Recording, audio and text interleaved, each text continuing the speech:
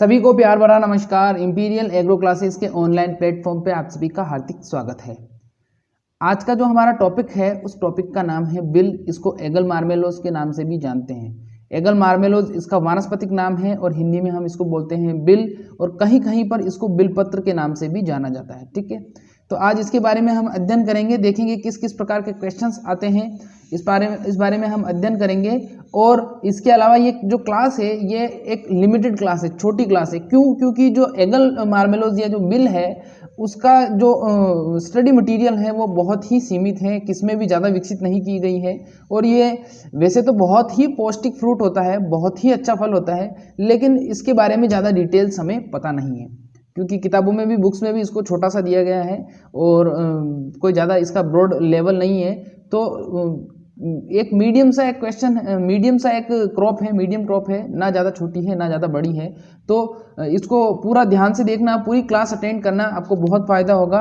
और इसी के साथ आपको ये ध्यान रखना है कि किस किस प्रकार के क्वेश्चंस एग्जाम में पूछे जा सकते हैं। जैसे कि अभी ये क्वेश्चन नंबर फर्स्ट है आपके सामने, देखिए इसके बारे में बात करेंगे। उससे पहले बता देता हूँ, आपका जो रिजल्ट है, जो कल टेस्ट आया था उसका रिजल्ट है, उसका रिजल्ट तैयार हो रहा है। आज शाम को आपको बिल्कुल 100% आपको रिजल्ट सुना दिया जाएगा। ठीक है, तो बिल्कुल निश्चिंत रहिएगा, आज शाम को आपको रिजल्ट सुना दिया जाएगा। मैंने आपको इतना कहा था सिस्टम से भेजना, लेकिन फिर भी कुछ लड़के ऐसे हैं जिनके समझ में ही नहीं आई बात कि कैसे भेजना है। तो कोई दिक्कत नहीं है, धीरे धीरे आप सब लोग समझ जाओगे। ठीक है, अब अगले टेस्ट की तैयारी भी करेंगे। अब अगला जो टेस्ट होगा उसमें बायोलॉजी के क्वेश्चन भी इंक्लूड होंगे और एग्रीकल्चर के भी इंक्लूड होंगे। तो 40 की जगह 80 क्वेश्चन होंगे। ठीक है, 40 की जगह 80 क्वेश्चन होंगे और पेपर एक साथ होगा आपका। ठीक है, ध्यान रखना इस चीज़ का। और पेपर का भी एक स्पेसिफिक टाइम डिसाइड करेंगे कौन से समय किया जाए पेपर। तो इसकी तैयारी चल रही है, थोड़ा सा सेटअप हो रहा है।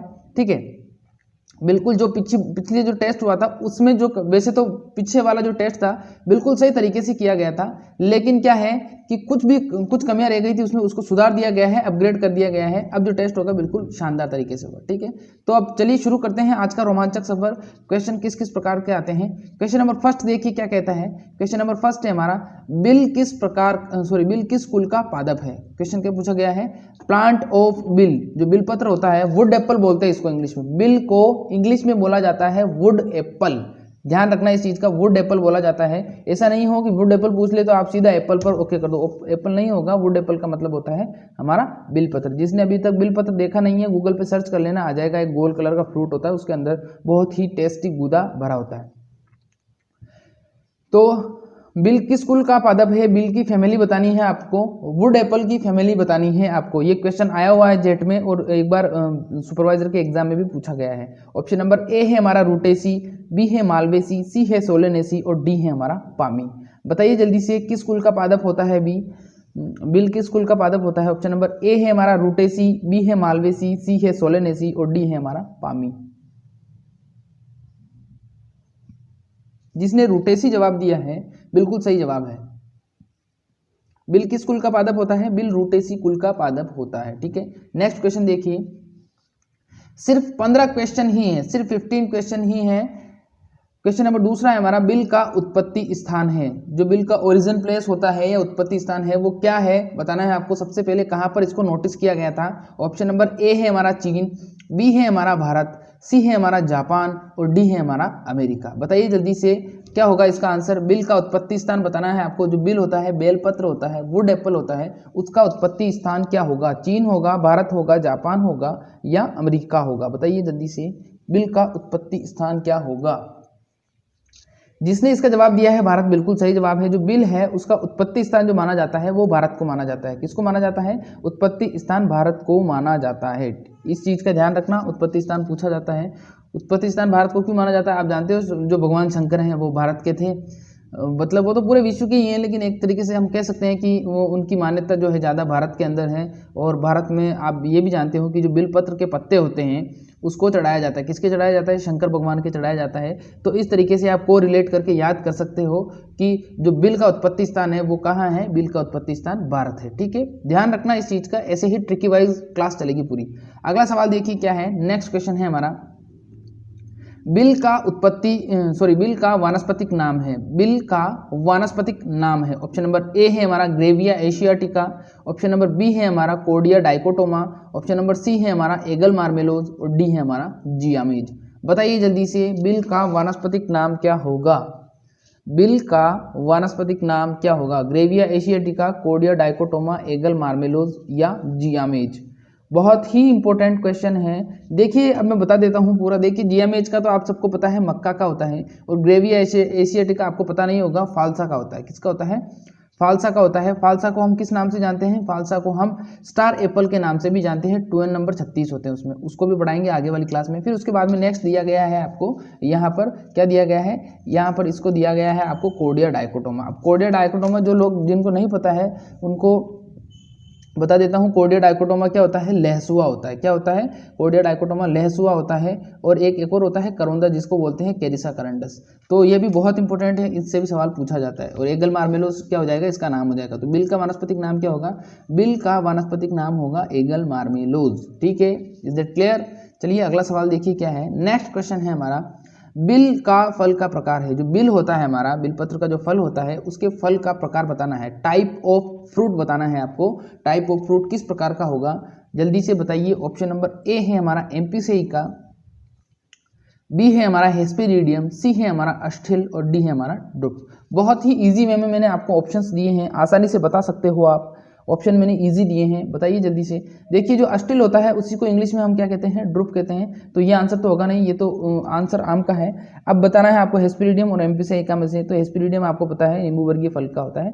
बचा एम्पिसेइका। तो एम्पिसेइका क्या हो जाएगा? एम्पिसेइका टाइप ऑफ फ्रूट है। किसका है? बिल का है। नहीं, बिल का जो फ्रूट का टाइप होता है वो किस टाइप का होता है? एम्पिसेइका टाइप का होता है। ठीक है, नेक्स्ट क्वेश्चन देखिए क्या है। अगला सवाल है हमारा, बिल का खाने वाला भाग है। बिलपत्र का खाने वाला भाग है। Edible part of bill, edible part of bill बताना है आपको। ईडिबल पार्ट ऑफ बिल क्या होगा? ऑप्शन नंबर ए है हमारा मुलायम गुदा, बी है हमारा जूसी हेयर, सी है हमारा बेरी और डी है हमारा सरस। बताइए जल्दी से, बिल का खाने वाला भाग क्या होगा? मुलायम गुदा, जूसी हेयर, बेरी या सरस? क्या होगा इसका जवाब? बिल का खाने वाला भाग है मुलायम गुदा, जूसी हेयर, बेरी या सरस। बहुत ही इंपॉर्टेंट क्वेश्चन है ये, कंफ्यूज करने वाला सवाल है। और बिल के अंदर जो सबसे मोस्ट इंपॉर्टेंट क्वेश्चन है वो यही वाला ही है, ये सवाल ही है। कंफ्यूज हो जाते हैं स्टूडेंट। देखिए इसका जो आंसर होगा वो होगा मुलायम गुदा। इसका आंसर क्या होगा? मुलायम गुदा, सॉफ्ट पल्प। इंग्लिश मीडियम वालों को बता दूं, सॉफ्ट पल्प होगा। ठीक है, इस चीज़ का ध्यान रखना। तो बिल का खाने वाला भाग क्या हो जाएगा? मुलायम गुदा या सॉफ्ट पल्प। ठीक है, बहुत अच्छा फ्रूट होता है, बहुत ही ज़्यादा न्यूट्रिएंट्स होते हैं इस फ्रूट के अंदर। और बेसिकली इसका जूस ज़्यादा बिकता है मार्केट में। तो जब कभी भी आप जूस की दुकान पे जाओ, शॉप पे जाओ, तो वहाँ पर बिल का जूस पी के देखना, बहुत ही टेस्टी, बहुत ही पौष्टिक और बहुत ही ज़्यादा फायदेमंद होता है। ठीक है, अगले सवाल की तरफ बढ़ते हैं। नेक्स्ट क्वेश्चन देखिए क्या है। बिल के पादप में गुणसूत्र संख्या है। बिल के पादप में गुणसूत्र संख्या है, बताना है आपको। बिल के पादप में गुणसूत्र संख्या क्या होगी? ऑप्शन नंबर ए है हमारा 2n बराबर 24, बी है हमारा 2n नंबर 78, सी है हमारा 2n नंबर बराबर 18 और डी है हमारा 2n नंबर बराबर 48। अब बताइए जल्दी से, बिल के पादप में गुणसूत्र संख्या होगी कितनी? होगी गुणसूत्र संख्या? बिल के पादप में गुणसूत्र संख्या बतानी है आपको, कितनी होगी गुणसूत्र संख्या? बताइए जल्दी से। ऑप्शन नंबर ए है हमारा 2n नंबर 24, बी है हमारा 2n नंबर 78, सी है हमारा 2n नंबर 18 और डी है हमारा 2n नंबर 48। देखिए इसका जो आंसर होगा वो इसका आंसर होगा 2n नंबर 18। कितना होगा? 2n नंबर बराबर 18 इसका आंसर हो जाएगा। ठीक है, अब कुछ लोग कहेंगे कि सर हमने तो पढ़ा था तो वहाँ पर अलग आंसर दे रखा था। तो देखिए आपका जो आंसर है वो आंसर अलग क्यों है, कैसे है, मैं बताते हूँ।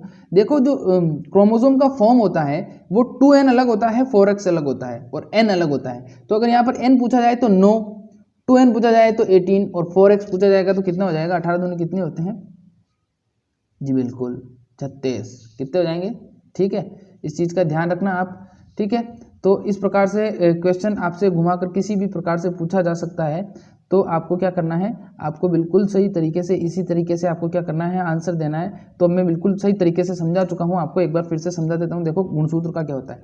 अगर आपसे पूछा जाए कि गुणसूत्र संख्या कितनी होती है, तो गुणसूत्र संख्या सिर्फ सिंपल सा पूछा जाए तो गुणसूत्र संख्या अगर आपको सिंपल दे रखी है 24 18, आगे ये 2n नहीं लिखा हुआ है, तब तो आपको आंसर कितना देना है, तब तो आपको आंसर देना है 36। कितना देना है, 36 अगर ऑप्शन में है तो। अगर आपसे पूछा जाता है n बराबर 2n बराबर 3n बराबर ऐसे पूछा जाता है तो 2n बराबर होगा इसका आंसर 18। अगर n बराबर पूछ ले तो n बराबर होगा 9 और 2n बराबर कितना होगा, 2n बराबर होगा 18।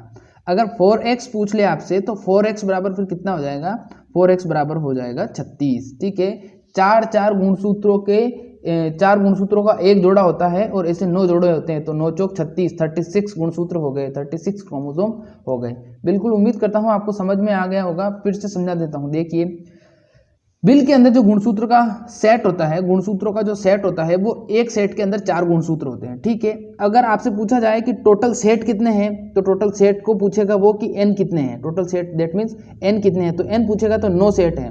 वो पूछेगा कि टोटल जो गुणसूत्र है 2 जोड़ी गुणसूत्र है तो 2 जोड़ी गुणसूत्र के कितने हैं, तो 2 जोड़ी गुणसूत्र के कितने हो जाएंगे, 18 सेट हो जाएंगे। ठीक है, अगर वो आपसे पूछा एक एक क्रोमोसोम बताओ, टोटल क्रोमोसोम कितने हैं, तो हो जाएंगे 36। ठीक है, सबको अलग अलग कर दें। बिल्कुल अब समझ में आ गया होगा।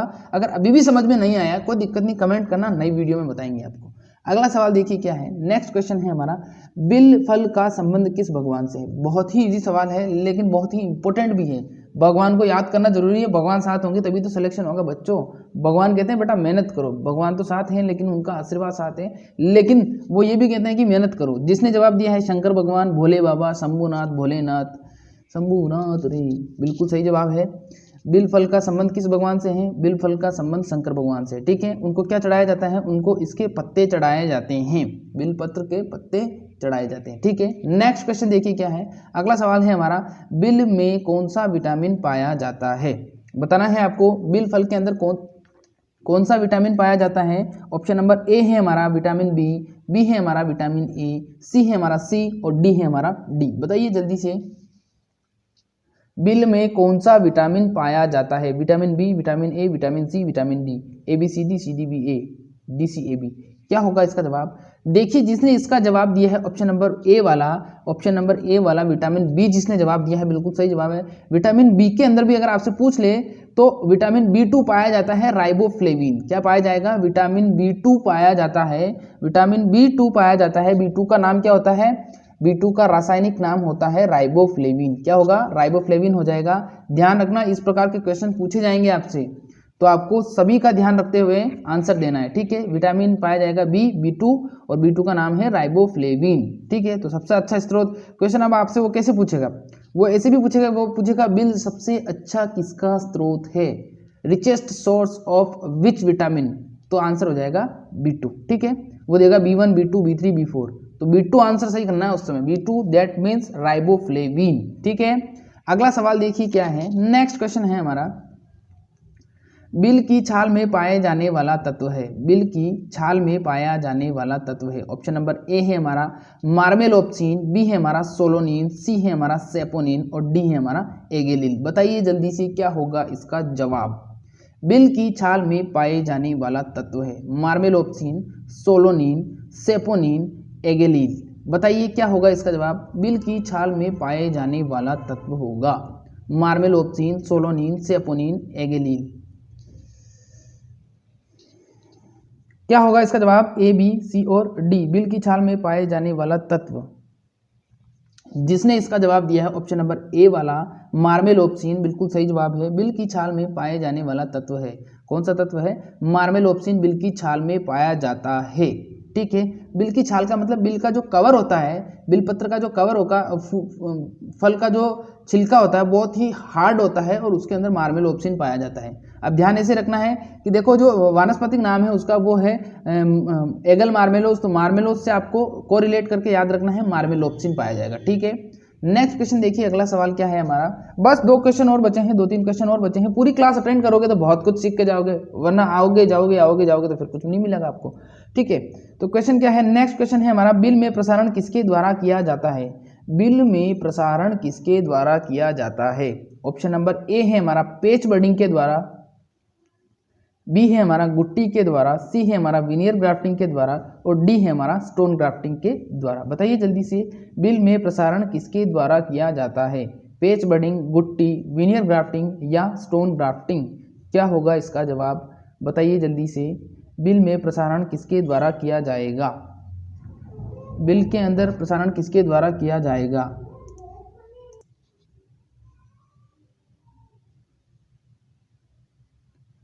जिसने इसका जवाब दिया है ऑप्शन नंबर ए वाला पेच बडिंग, बिल्कुल सही जवाब है।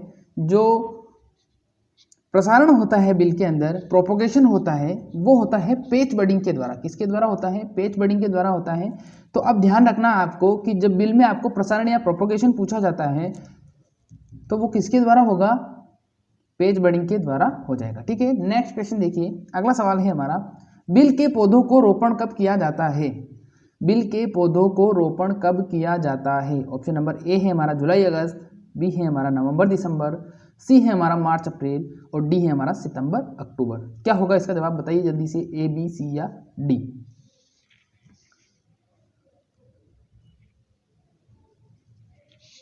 जवाब जिसने दिया है ऑप्शन नंबर ए वाला दिया है जुलाई अगस्त, बिल्कुल सही जवाब है। बिल के पौधों को रोपण कब किया जाता है? बिल के पौधों का जो रोपण किया जाता है वो किया जाता है जुलाई अगस्त के अंदर। कब किया जाता है? जुलाई अगस्त माह के अंदर किया जाता है बिल के पौधों का रोपण। और बहुत ही इंपॉर्टेंट हैं ये सारे सवाल। ठीक है, छोटा सा टॉपिक है लेकिन एक ना एक सवाल इससे आ ही जाता है। तो अगर आप 15-20 क्वेश्चन पढ़ने से आपका एक सवाल सही हो रहा है तो आपको बुराई कहाँ है, प्रॉब्लम कहाँ है इसमें? तो ठीक है, तो 2-3 क्वेश्चन और बचे हैं शायद। नेक्स्ट क्वेश्चन देखिए, अगला क्या है? अगला है, बिल के पौधों को रोपण कितनी दूरी पर किया जाता है? बिल के पौधों का रोपण यानी जो ट्रांसप्लांटिंग करते हैं हम ऑर्चार्ड के अंदर, जो ट्रांसप्लांटिंग करते हैं तो प्लांट से प्लांट की जो डिस्टेंस रखी जाती है वो कितनी रखी जाती है? यहाँ पर ये पूछना चाह रहा है कि प्लांट से प्लांट की डिस्टेंस कितनी रखी जाती है वुड एप्पल ऑर्चार्ड के अंदर। ठीक है, तो इंग्लिश में भी समझा दिया, हिंदी में बता देता हूँ वापस से। बिल के पौधों को रोपण कितनी दूरी पर किया जाता है? तो ऑप्शन नंबर ए है हमारा 3 मीटर, बी है हमारा 6 मीटर, सी है हमारा 8 मीटर और डी है हमारा 10 मीटर। अब क्या होगा इसका जवाब, ए होगा, बी सी या डी? बताइए जल्दी से। बिल के पौधों को रोपण कितनी दूरी पर किया जाता है? 3 into 3 metre, 6 into 6 metre, 8 into 8 metre या 10 इंटू 10 मीटर? क्या होगा इसका जवाब, बताइए जल्दी से। पौधों के, बिल के पौधों को रोपण कितनी दूरी पर किया जाता है? देखिए, जिसने इसका जवाब दिया है ऑप्शन नंबर सी वाला 8 इंटू 8 मीटर, वैसे तो ये जवाब भी सही है और 10 इंटू 10 मीटर भी सही है। अब कैसे सही है देखिए, इसकी जो डिस्टेंस है वो 3 है डिस्टेंस। 8 इंटू 8 मीटर कहीं लिखी हुई है, 10 इंटू 10 मीटर कहीं लिखी हुई है और एक जगह 12 इंटू 12 मीटर भी लिखी हुई है। तो मेरा कहना ये है कि आप 10 इंटू 10 मीटर वेरीफाई कर लीजिए और 10 इंटू 10 मीटर पर ही आपको टिक करना है। वैसे इस प्रकार का क्वेश्चन आपको पूछा नहीं जाएगा, अगर पूछा भी जाता है और उस पर आपत्ति होती है तो उस क्वेश्चन को हटा दिया जाता है। ऐसे नियम कायदे कानून भी होते हैं ऐसे। ठीक है, तो बाय मिस्टेक अगर पूछ लिया जाता है तो उसको हटा दिया जाता है, अगर नहीं पूछेगा वैसे वो पूछ लेगा तो वो हटा देगा। ठीक है, आप उसको हटवा सकते हो। एक 51 रुपये का एक फॉर्म होता है ऑनलाइन भर के, 50 रुपये का ऑनलाइन भर के, उसमें आप विथ थोड़ा प्रूफ देना पड़ता है आपको ऑथेंटिक बुक का, और आप उसको हटवा सकते हो। ठीक है, अगर क्वेश्चन गलत है तो ऐसा नहीं कि किसी भी क्वेश्चन को हटा सकते हो। ठीक है, तो ध्यान रखना, बिल के पौधों को रोपण कितनी दूरी पर करेंगे? 10 इंटू 10 मीटर की दूरी पर करेंगे। 8 इंटू 8 भी दिमाग में रखना है आपको और 12 इंटू 12 मीटर भी रखना है। ठीक है, लेकिन आंसर क्या होगा इसका, 10 इंटू 10 मीटर। अगला सवाल देखिए क्या है, नेक्स्ट क्वेश्चन है हमारा, बिल के उपज प्रति पौधा होती है। बिल की उपज प्रति पौधा होती, ईल्ड बतानी है आपको, बिल की जो ईल्ड होती है वो कितनी होती है? बिल की उपज प्रति पौधा होती है। ऑप्शन नंबर ए है हमारा 60 से 70 केजी, बी है हमारा 10 से 20 केजी, सी है हमारा 30 से 40 केजी और डी है हमारा 50 से 55 केजी। अब बताइए जल्दी से क्या होगा, बिल की उपज प्रति पौधा कितनी होगी? 60 से 70 केजी, 10 से 20 केजी, 30 से 40 केजी, 40 से 50 से 55 केजी। किलोग्राम प्रति पौधा पूछा गया है यहाँ पर प्रति हेक्टर नहीं है, प्रति पौधा है। आपको ध्यान रखना है इस चीज का, प्रति पौधा है, प्रति हेक्टर नहीं है, ध्यान रखना। तो इसका आंसर क्या हो जाएगा, देखिए जो इसका आंसर होगा वो होगा ऑप्शन नंबर ए वाला, 60 से 70 किलोग्राम। एक पेड़ से कितना फल प्राप्त होता है? एक पेड़ से जो हमें फल प्राप्त होगा वो होगा 60 से 70 किलोग्राम। ठीक है, ध्यान रखना इस चीज का, 60 से 70 किलोग्राम प्राप्त होगा। अगला सवाल देखिए क्या है, नेक्स्ट क्वेश्चन है हमारा, बिल के लिए जलवायु है, जलवायु पूछा गया है। यहाँ पर पूछना चाह रहा है कि जो वुड एप्पल के लिए जो क्लाइमेट चाहिए, वुड एप्पल के लिए जो क्लाइमेट चाहिए वो क्लाइमेट आपको बताना है कि किस प्रकार का क्लाइमेट होगा। तो ऑप्शन नंबर ए है हमारा शुष्क जलवायु, बी है हमारा उपोष्ण जलवायु, सी है हमारा ए और बी दोनों और डी है हमारा कोई नहीं। बताइए जल्दी से। बिल के लिए शुष्क जलवायु है, बिल के लिए शुष्क जलवायु है। शुष्क जलवायु, उपोष्ण जलवायु, ए और बी दोनों, और ऑप्शन नंबर डी है हमारा कोई नहीं। अब बताइए इसका क्या जवाब होगा। बिल के लिए जलवायु, ऑप्शन नंबर ए है हमारा शुष्क जलवायु, बी है हमारा उपोष्ण जलवायु, सी है हमारा ए और बी दोनों, और डी है हमारा कोई नहीं। आपको बताना है क्या होगा इसका जवाब।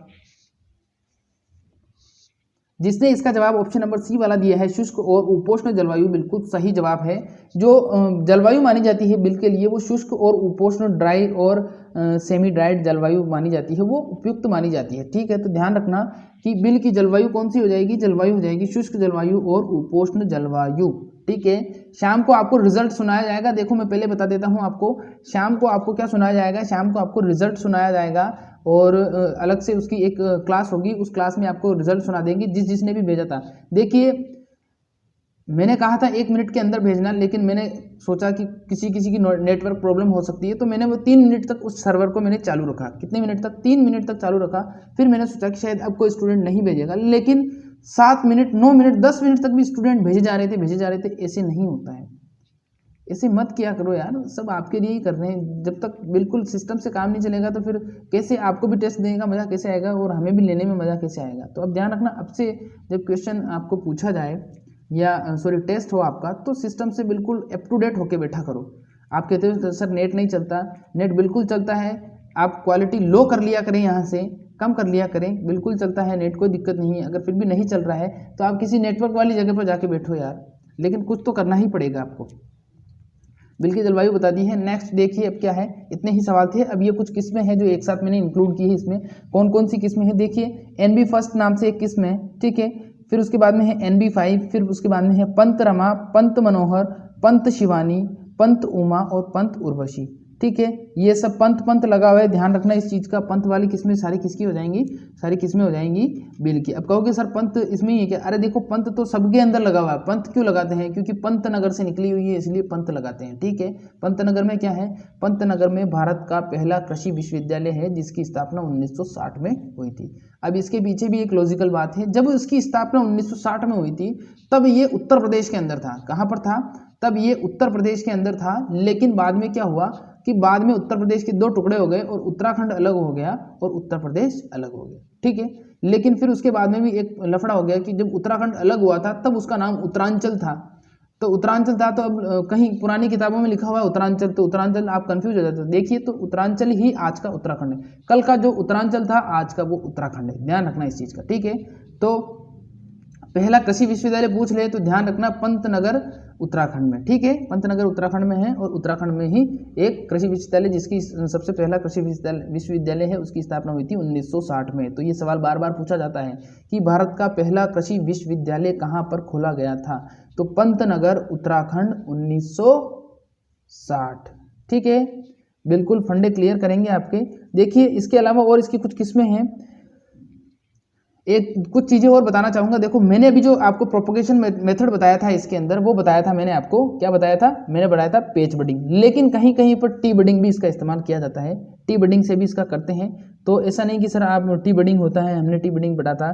देखिए ऐसे जो क्वेश्चंस होते हैं वो एग्जाम में नहीं आते हैं। ठीक है, जो कन्फ्यूजन वाले क्वेश्चंस होते हैं वो एग्जाम में नहीं आएंगे बेसिकली, लेकिन अगर आ भी जाता है तो ध्यान रखना आपको उसमें पेच बडिंग भी होता है और उसके अंदर क्या होता है, उसके अंदर टी बडिंग भी होता है, दोनों ही होती है। ठीक है, फिर कुछ किस्में बता देता हूँ आपको और कौन कौन सी किस्में हो सकती है। देखिए इनके अलावा जो किस्में हैं उसमें देखिए एक तो है देवरिया बड़ा, एक है नरेंद्र बेल 5, जो ये वाली है देखिए नरेंद्र बेल 5, ये है नरेंद्र बेल 1। ठीक है, ये इसको ऐसे भी पूछ सकते हैं NB फर्स्ट NB5 और नरेंद्र बेल 5 नरेंद्र बेल 1 ऐसे भी पूछ सकते हैं। ठीक है, फंडा ये आपको, ये बात आपको पता नहीं थी, अगर अब पता चली है और न्यू स्टूडेंट हो तो सब्सक्राइब कीजिए, बेल आइकन को प्रेस कीजिए और पुराने स्टूडेंट हो तो वीडियो को लाइक कीजिए। ठीक है, बिल्कुल फंडे ऐसे ही क्लियर किए जाते हैं इंपीरियल एग्रो क्लासेस पे।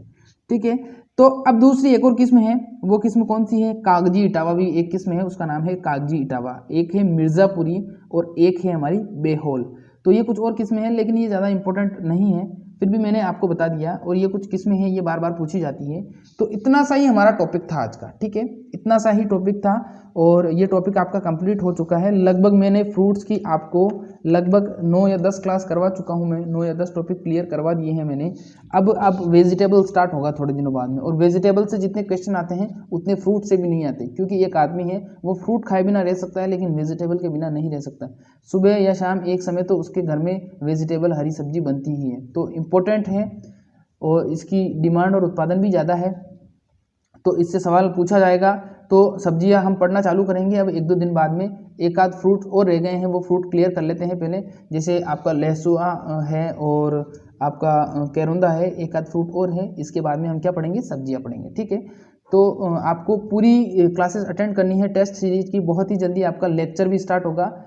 आज तो मैं आपको रिजल्ट ही सुना पाऊंगा, क्योंकि कारण ऐसा हो गया कि देखिए हमारे लगता है मुझे कि किस्मत बहुत ख़राब है। माइक मंगवाया था लेकिन वो माइक भी क्या हो गया, जो मैं अलग जगह पर हूँ और जो सर हैं वो अलग जगह पर हैं, वो कोटा है सर अपने, तो वो वहाँ पर क्लासेस चालू कर रहे हैं, तो सेटअप पूरा कर लिया। लेकिन जैसे ही उन्होंने रिकॉर्डिंग का चालू किया तो उसमें थोड़ी सी प्रॉब्लम हो गई और माइक को वापस रिप्लेस करने के लिए भेजा है, तो 2 दिन लगेंगे। तो 2 दिन बाद ही अब क्लास हो पाएगी। बाकी कोई दिक्कत नहीं है, बिल्कुल सारा सेटअप ऑल सेट है। क्लास जरूर से जरूर होगी आपकी, हिंदी मीडियम की भी होगी, इंग्लिश मीडियम की भी होगी। अगर इंग्लिश मीडियम के स्टूडेंट हो आप तो कमेंट करके बताना I am English medium student, ठीक है। तो आज के लिए बस इतना ही पढ़ेंगे, मिलेंगे शाम को ठीक 8:30 बजे। तब तक के लिए नमस्कार। घर पर रहिए, सुरक्षित रहिए, हंसते रहिए, खाते रहिए, और इन सबसे ज़्यादा काम करना है आपको, पढ़ते रहिए। तो पढ़ाई करना, ठीक है। सभी को बाय बाय।